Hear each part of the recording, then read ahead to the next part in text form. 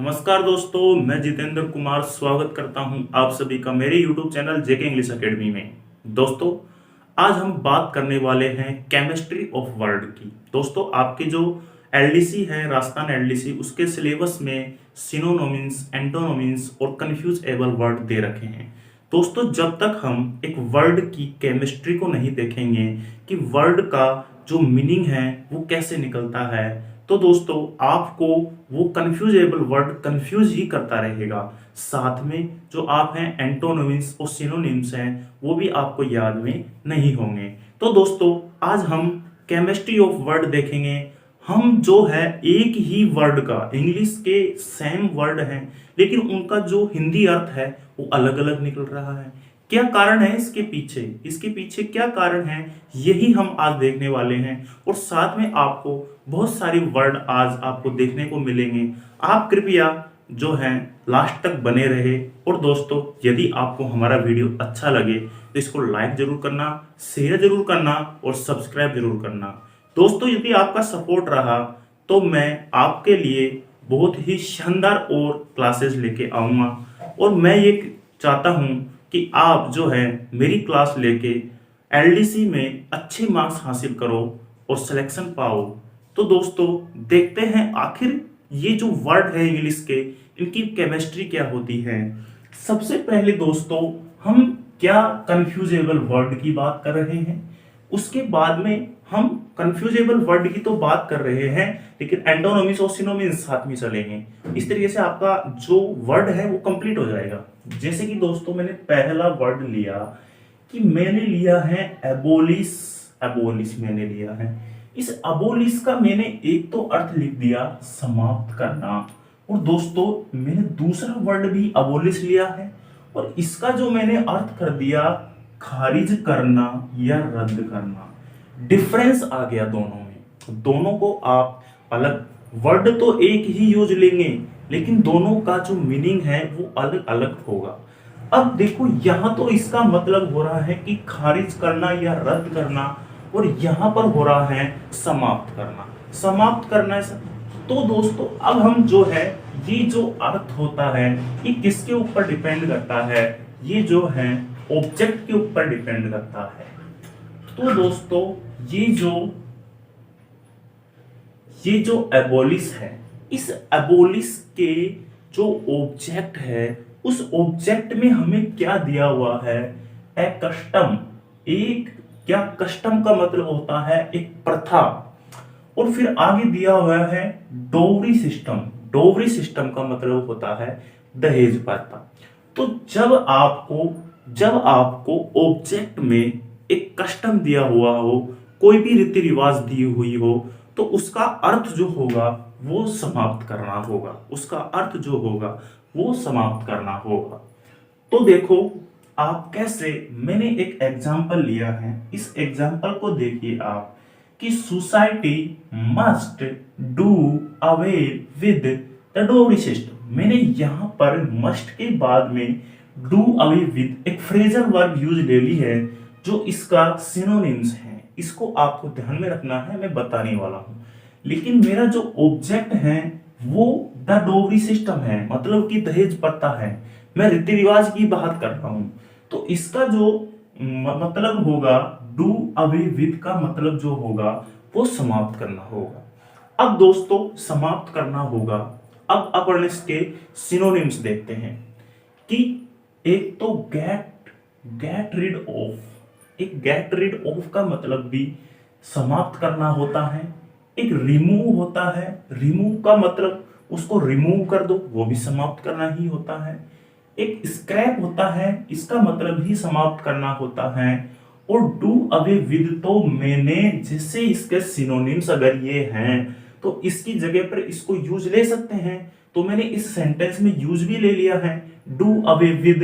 ये वर्ब की first form है, साथ में फ्रेजल वर्ब है क्योंकि इसके साथ में प्रीपोजिशन लगे हुए हैं, ये फ्रेजल वर्ब है।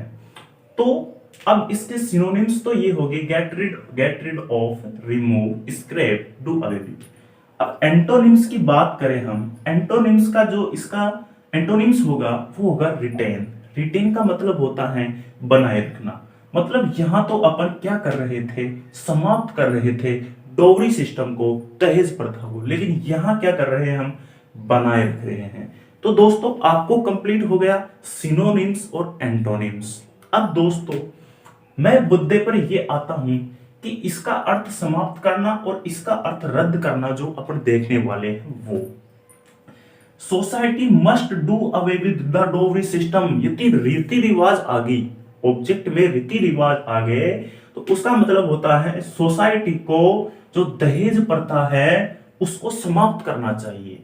डू अवे विद मतलब कि समाप्त करना चाहिए, जो दहेज प्रथा है उसको सोसाइटी, और मस्ट यानी चाहिए। तो यहां पर समाप्त करना मैंने कैसे यूज लिया, मैंने ऐसे यूज लिया क्योंकि यहां पर द डोवरी सिस्टम आ रहा है। डोवरी सिस्टम एक रीति रिवाज है, एक कस्टम है। उसके बाद में बात करता हूं दूसरा एबोलिश की। तो एबोलिश अगर आपको ऑब्जेक्ट में दे रखा है एक लॉ या फिर एक्ट, मतलब कि एक कानून दे रखा है, तो उस कानून को आप समाप्त नहीं करोगे।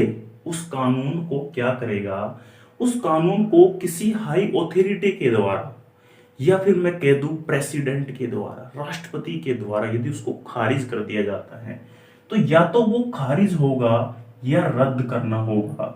मतलब कि ऑब्जेक्ट में क्या आना चाहिए, ए लॉ या फिर एक्ट आना चाहिए, तब उसका मतलब होगा खारिज करना, रद्द करना। अब मैंने एक एग्जाम्पल बहुत ही अच्छा लिखा है, जैसे कि supreme court has abolished the act passed by parliament. Supreme court ने क्या किया है, जो पार्लियामेंट के द्वारा बिल पास किया गया है, बिल पास किया गया है, मतलब कि जो कानून पास किया गया है उसको समाप्त या रद्द कर दिया है, रद्द कर दिया है। यहां पर इस एबोलिश का मतलब रद्द करना होगा, रद्द करना होगा। यहां पर किसने सुप्रीम कोर्ट ने। सुप्रीम कोर्ट जो है एक हाई बॉडी है, वो उसको समाप्त कर सकता है। तो यहां पर मैंने क्या किया, एबोलिश यूज लिया। अब आपको यहां भी मैंने जो है एबोलिश ही यूज लिया, यहां पर भी एबोलिश ही यूज लिया, लेकिन दोनों में डिफरेंस आ गया। यहां पर ये किसी कानून या एक्ट की बात कर रहा है, यहां पर ये सिर्फ रीति रिवाज की बात कर रहा है। रीति रिवाज कोई सा भी हो, यदि ऑब्जेक्ट में दिया हुआ है तो मतलब समाप्त करना होगा, एबोलिश का मतलब। यदि लॉ और एक्ट है तो रद्द करना या खारिज करना होगा। फिर देखते हैं कि इसका जो थोड़ा सा मीनिंग चेंज हुआ है, अबोलिश वर्ड तो वही है, लेकिन ऑब्जेक्ट जब चेंज हुआ है तो इसका थोड़ा सा मीनिंग ऐसे चेंज हुआ है कि खारिज करना या रद्द करना। तो इसके फिर सिनोनिम्स भी थोड़े अलग बनेंगे, मतलब इसके सेम वर्ड भी थोड़े अलग बनेंगे। जैसे कि कैंसिल कर दिया, क्या कर दिया, कैंसिल कर दिया। किसने, सुप्रीम कोर्ट ने कैंसिल कर दिया। रिपील कर दिया, रद्द कर दिया, रिवोक कर दिया, समाप्त कर दिया, रेस्काइंड कर दिया, बिल्कुल ही समाप्त कर दिया, बिल्कुल ही मतलब उसका पट्टा साफ कर दिया। अब दोस्तों इसका एंटोनिम्स देखिए आप। एस्टैब्लिश मतलब कि इसका जो हिंदी अर्थ है वो तो है कि समाप्त करना या फिर रद्द करना, लेकिन एंटोनिम्स क्या होगा इसका, स्थापना करना, मतलब एस्टैब्लिश। एस्टैब्लिश का मतलब होता है स्थापना करना। तो दोस्तों मैंने आज आपको क्या बताया है, मैंने आपको एक वर्ड है, उस वर्ड को आपको कैसे पढ़ना है ये मैंने बताया है दोस्तों। यदि आप ये सीख गए कि वर्ड को हमें कैसे देखना है, सेंटेंस में वो जो वर्ड यूज आ रहा है उसमें ऑब्जेक्ट के हिसाब से हम जो है हमारा अर्थ निकालते हैं। तो दोस्तों आज मैंने आपको सिर्फ दो वर्ड नहीं पढ़ाए हैं, मैंने पूरी केमिस्ट्री पढ़ाई है, वर्ड की केमिस्ट्री पढ़ाई है। साथ में 2 वर्डों के मैंने सिनोनिम्स बताए हैं, एंटोनिम्स बताए हैं, साथ में उनका यूज करना बताया है। दोस्तों यदि वीडियो आपको अच्छा लगे तो लाइक जरूर करना, और दोस्तों मेरे चैनल को सब्सक्राइब जरूर करना, क्योंकि मैं आपके लिए बहुत अच्छे वीडियो लेकर आने वाला हूं। इसी के साथ आज का लेक्चर यही खत्म करते हैं। Thank you, bye.